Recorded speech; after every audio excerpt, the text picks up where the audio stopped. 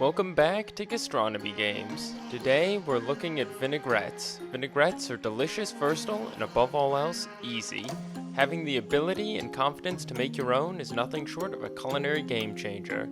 So without any further ado, let's get to the kitchen.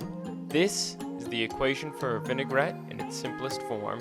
The acid typically acts as the base to build flavor off of.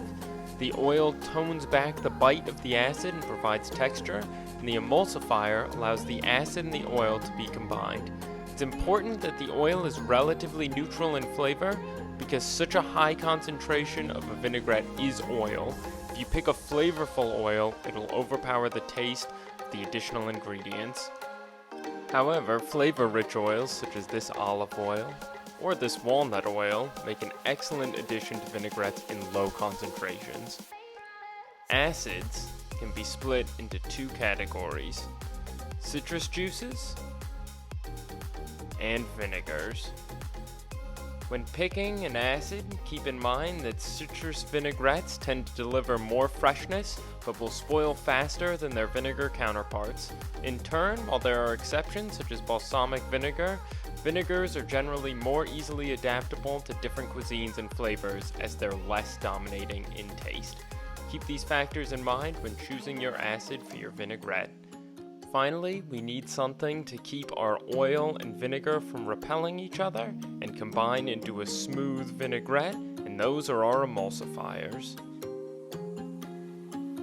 The concentration of these does not have to be high in order for them to be effective. However, while a cohesive vinaigrette can be easily achieved with a low concentration of a natural emulsifier, the higher the concentration, the harder it is for vinaigrettes to split.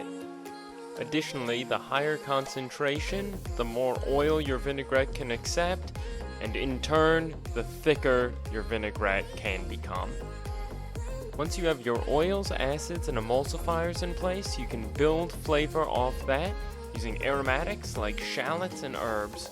Be creative in using different ingredients and flavors to make your vinaigrette your own. Now that we've talked construction, let's start building some vinaigrettes. I prefer to make my vinaigrettes in a blender because it's easier and faster. However, you do not need expensive equipment to make your own dressing. Making vinaigrette with a bowl and a whisk, the bowl has a tendency to fly all over the place as you whisk. To counteract this, line a saucepan with a dish towel and place the bowl in the pan so it fits snugly. This way, no matter how hard you whisk, your bowl will stay in one place. With our vinaigrette station set up, we're going to make our first and simplest dressing, a red wine vinaigrette. The process for all vinaigrettes begins by mixing the acid with the emulsifiers. We're going to add in our shallot at this point as well, but all aromatics except for flavorful oils at any point in the process can be added. As you can see, our vinaigrette at this point is very thin. It will also taste harsh and be all around unappealing to eat. With the addition of the oil, the vinaigrette will better coat your food and will become cohesive in flavor. The key to making an emulsified vinaigrette is to keep it in constant motion while you slowly add your oil.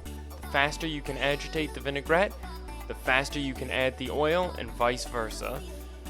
Since we will never be able to whisk as fast as a blender can, we want to start adding oil literally drop by drop. If you start seeing oil droplets on the surface of the vinaigrette like this, stop adding oil and whisk hard until they are incorporated. The more oil that's incorporated, the faster we can add more oil. A vinaigrette that's whisked together will eventually split, but if made properly, it'll stay together longer and can easily be re-emulsified. We now have incorporated all our vegetable oil, and I'm going to taste it for salt. You can taste it with a spoon, but I prefer to use a piece of lettuce because it gives you a better idea of how your vinaigrette will coat and taste in your salad. Add in salt and pepper to taste. Along with your herbs, we're using herbs de Provence today, but you can use any dry herb blend you wish. The last ingredient to add to any vinaigrette is any high flavor oil that's in your recipe. Whisk it in slowly, the same way you added the vegetable oil, making sure it is fully incorporated with no oil droplets on top. Taste one more time for seasoning, then add to a glass jar so it can easily be shaken back together if it splits. This will keep in your fridge for at least 10 days. Next, we are going to display how to make a vinaigrette in a blender or food processor. Our neutral oil for this vinaigrette is vegetable oil. The acid is white wine vinegar fortified with orange juice. The emulsifier is once again honey and mustard. And the added aromatics are tarragon, shallot, roast garlic, orange zest, and walnut oil. Add all your ingredients except for the oils to your blender and start blending, turning up the speed slowly so the blender doesn't just throw the ingredients away from the blades. Slowly start to drizzle in your oil.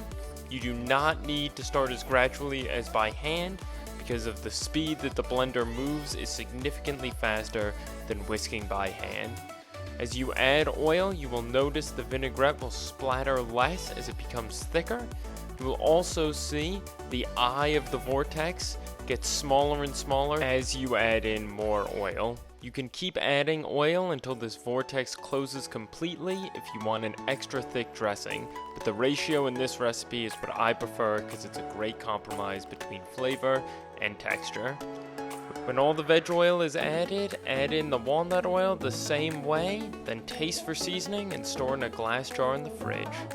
Finally, we are going to demonstrate how rich and creamy you can make a vinaigrette if you use egg yolks as an emulsifier. The most classic example of a dressing that uses egg yolks is a Caesar dressing. Despite the long list of ingredients and the difference in texture, the method is almost exactly the same. Our acid is red wine vinegar, our neutral oil is vegetable oil, our emulsifiers are egg yolks and Dijon mustard, and the remaining ingredients are our aromatics. The slight difference between this and the last dressing is we are going to withhold the lemon juice along with the oil at first.